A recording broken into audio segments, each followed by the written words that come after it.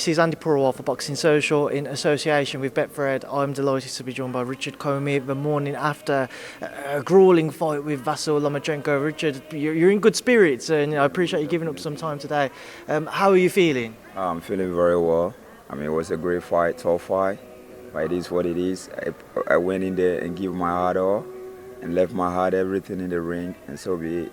It's one thing a lot of people have commended you for, the heart and the desire and the grit you showed in the ring last night.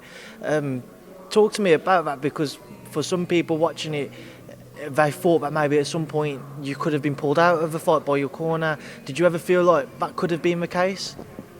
Actually, even though I went down, I wasn't really hurt. You know, it just, you took your focus off one bit and then it happened. So it is what it is, and this is boxing. And yeah, I got I fight for my people, the people from Bukum, the people of Gamashi, the people of Ghana. And when you look at the rich history we have in boxing, yeah, we have only two people really fighting to represent the country.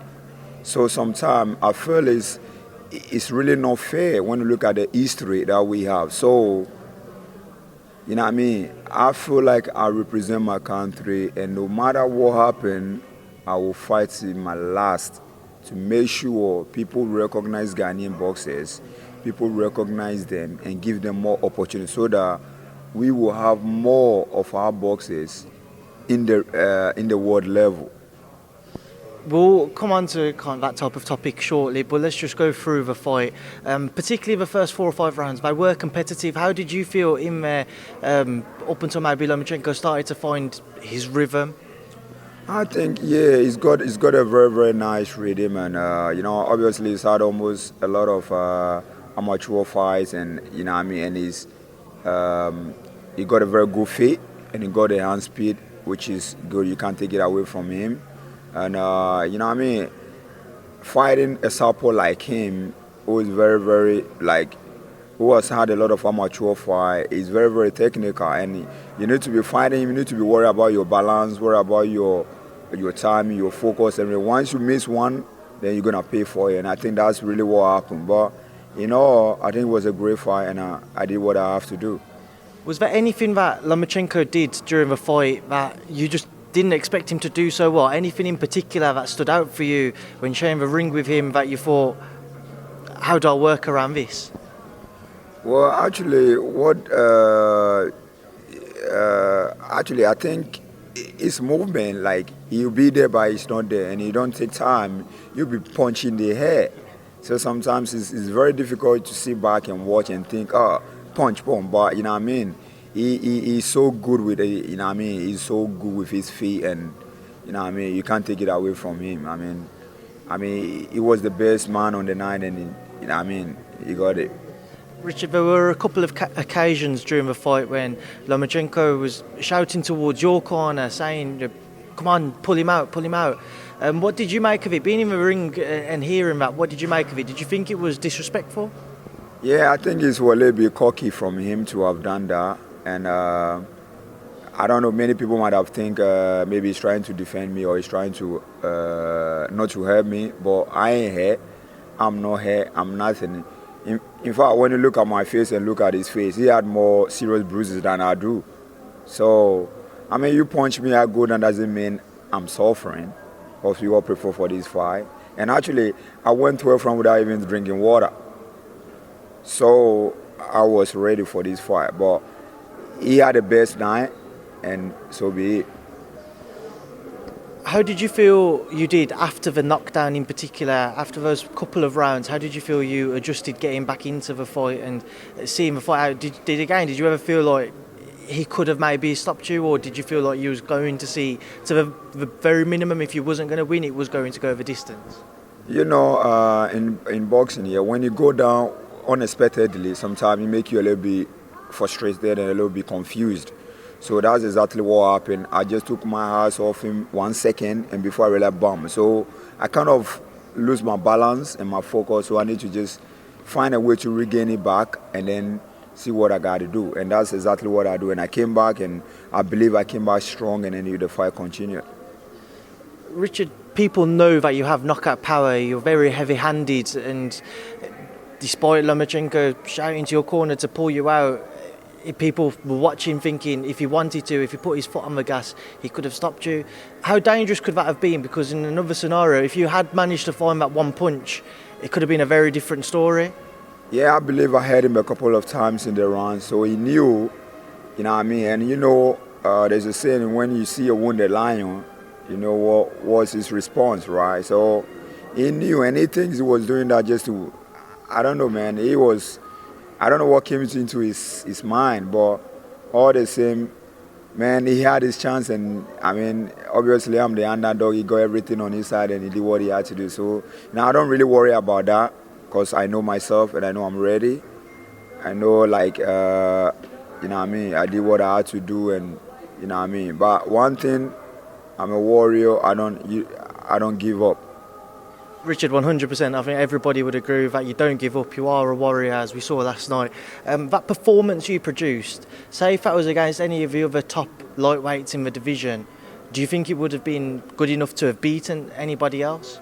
Well, actually, I don't really see myself, and I haven't watched the fight. So I think I left with the people who watch it. Maybe they might see my performance, because I haven't really watched it, and I don't know how I did. Maybe. You know what I mean? But I believe it was a great performance, and because what I'm hearing from people, like I did a great job, and you know what I mean? So I think if it were to be any orthodox, it might be different style, you know what I mean? Was that the most challenging thing, trying to deal with the southpaw stance? Yeah, it is a challenge, but the thing is, I spar with a lot of southpaw, which is very good, but not same as Loma, with the quick feet and the quick hands. So, I mean, this is boxing, you know what I mean? So Richard, what is next for you? We've spoken about that lightweight division and your performance last night. You'd certainly give anybody a tough test to try to overcome you. So is there anybody in particular you'd like to face? I want to fight all of them, man. Anyone. Whatever brings it, whatever wants it, I'm ready. If you could take your choice of a certain name, is there anybody in particular who stands out? For me, you know what I mean, I don't really fancy calling out name, but it doesn't really matter. Whoever comes, everything good, money good, everything good, nice, we do it.